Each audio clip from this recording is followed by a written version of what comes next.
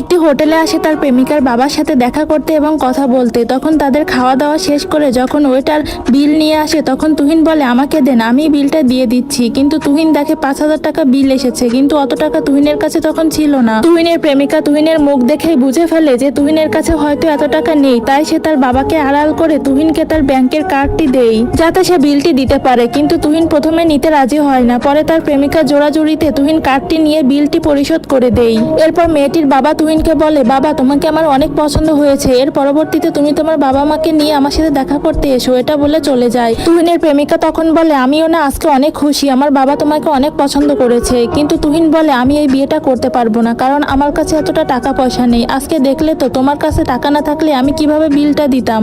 তখন তুহিনের প্রেমিকা বলে, কেন তুমি এটা বলছো? তোমার টাকা তো আমার টাকা, আর আমার টাকাও তোমার টাকা। স্বামীর টাকায় যদি স্ত্রীর অধিকার থাকে তাহলে বউয়ের টাকায় কেন স্বামীর অধিকার থাকবে না?